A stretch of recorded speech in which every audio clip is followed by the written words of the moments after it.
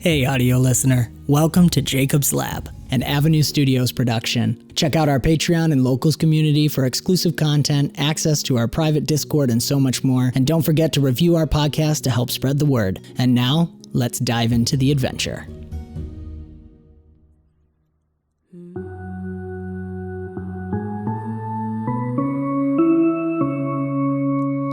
Onward, ever forward we go.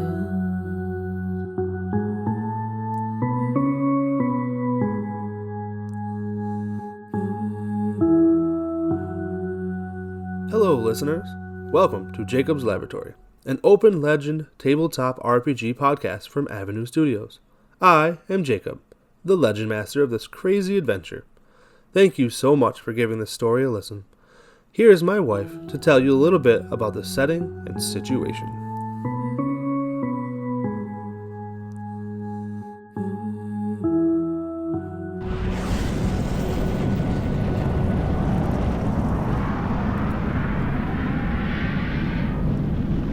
The barren land was illuminated in fiery light from the thrusters of the 13 enormous space turtle ships.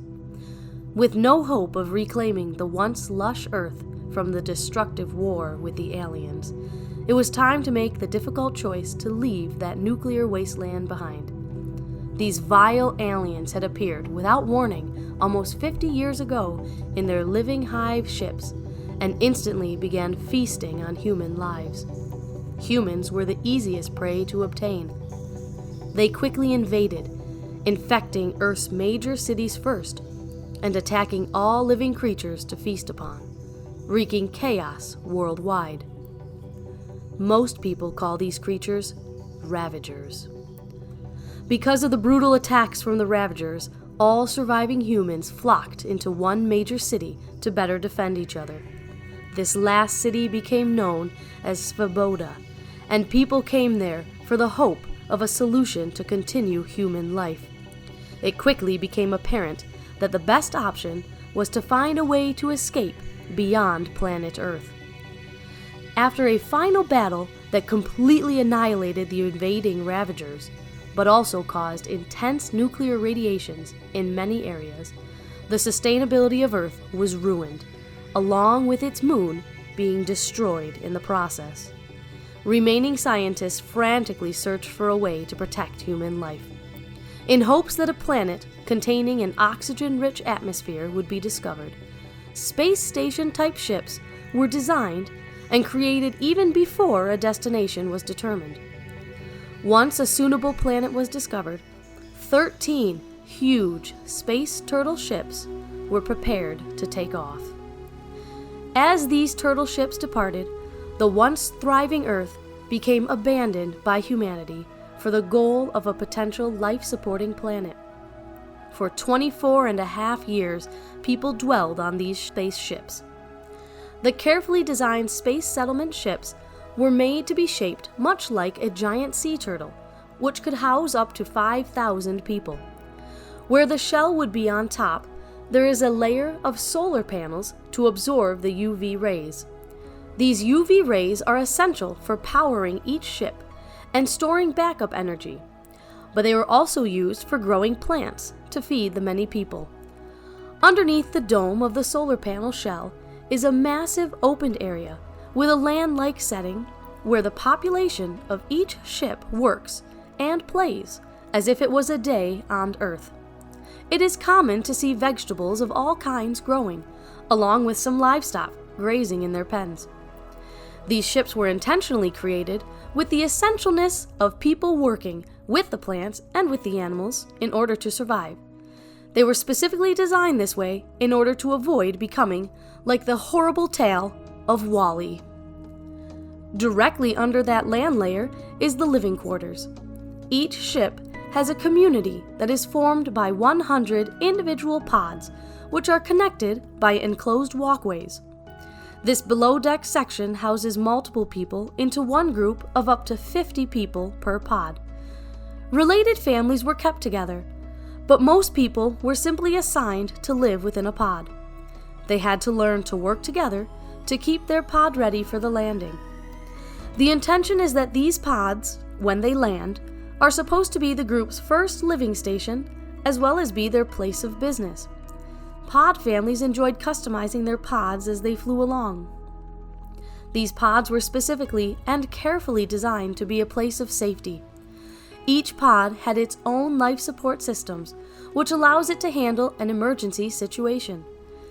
In case the main space turtle ship fails, the individual pods can separately launch away from the ship, essentially transforming into a mini baby turtle ship version of the massive space turtle ship.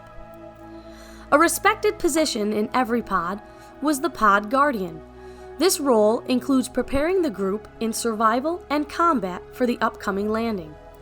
Everyone is encouraged to perform hand-to-hand combat training exercises in the fields above, as well as utilize the vital reality rooms, where they can train using a variety of weapons or practice various simulations of what might be encountered on the new planet. 13 total space turtle ships, carrying the remainder of Earth's population. They have been cruising along through space over the past 24 years. It is now February 2197 Earth time. The new planet is more than just in sight from a distance. The landing is mere minutes away. Excitement is high, and hope for a new life is mixed with an anxious feeling as each ship begins its approach. The descent into the planet is difficult, and for some, even deadly. The closest space turtle ships, numbers 6 and 11, enter with minimal problems, but Ship 12 experiences major turbulent resistance, which causes it to malfunction, and it begins to break up in the atmosphere. Ship 12 immediately deploys its baby space turtle ship pods. Only 30 out of the 100 pods report a successful landing. The next ship to make it through successfully is number 9. It is unknown at this time what has occurred to the remaining space turtle ships. We focus now on space turtle ship number 8, specifically Pod 47, where our players' characters are located. As spaceship number 8 begins to enter the atmosphere, the captain quickly realizes that the massive ship does not have enough energy left to maintain its power for the protective shield. The captain makes a hard decision to launch the 100 pods, hoping for a better chance of survival for his fellow passengers. As Pod 47 speeds through the planet's atmosphere, the characters feel the entire pod heating up. The display screen flashes warnings saying danger, shields low. The pod is shaking aggressively, and suddenly the power flickers while the screen cuts in and out. When the shaking subsides, the screen goes black, and the engines attempt to fire up, but they cannot engage. There is no power left. The airlocked protective shutters on the windows are released, and they open to allow a glimpse at where the characters are headed. This baby sea turtle ship is on a trajectory to crash land into what looks like an inlet of water. This is only the beginning of the exciting adventures our characters will face. Keep listening to learn more about each player's character in the following introductions.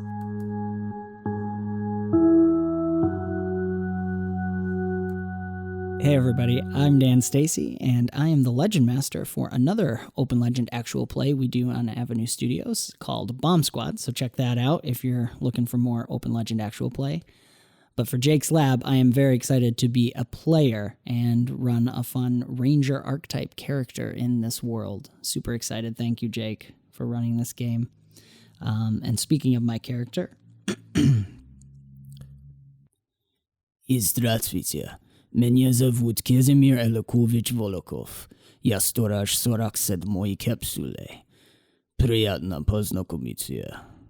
Hello. My name is 𝒂𝒐𝒏𝒄𝒂.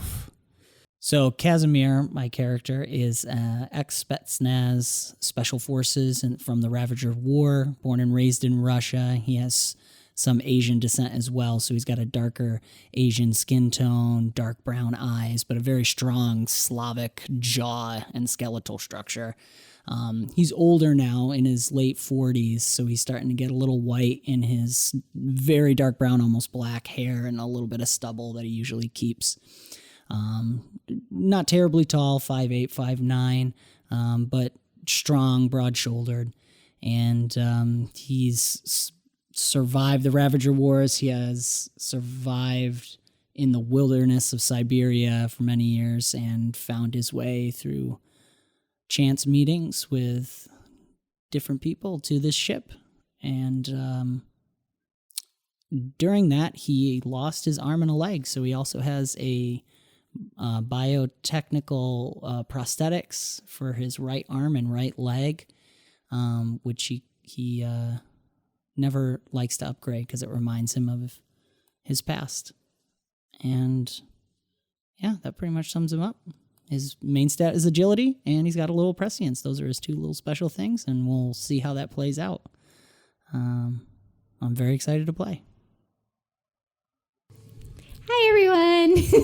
This is Kristen Stacy. You might know me as Ingrid from Bomb Squad.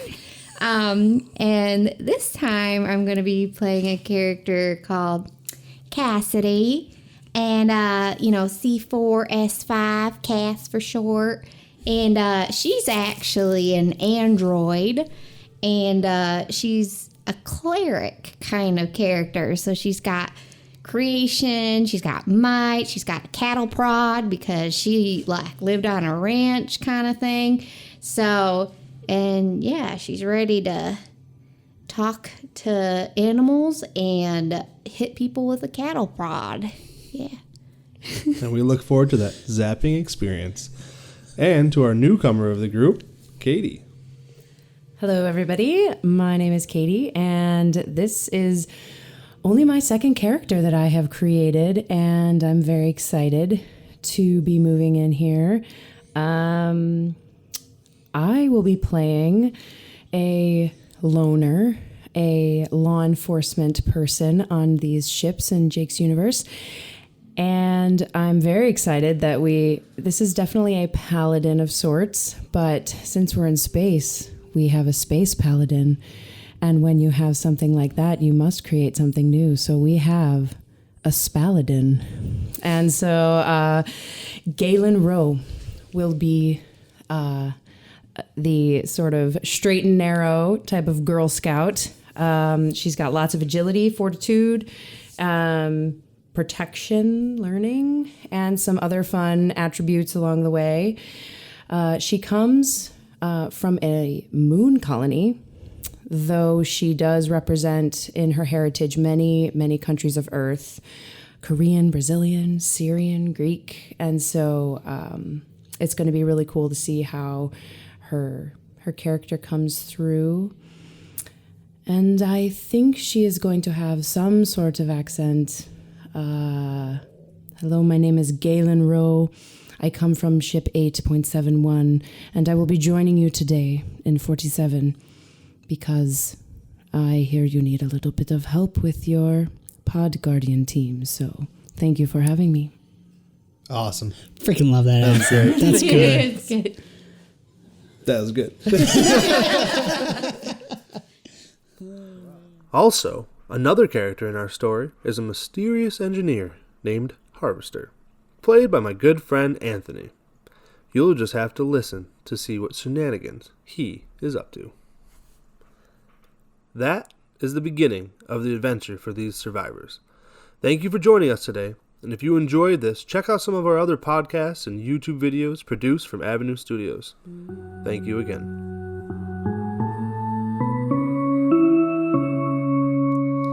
Onward, ever forward we go.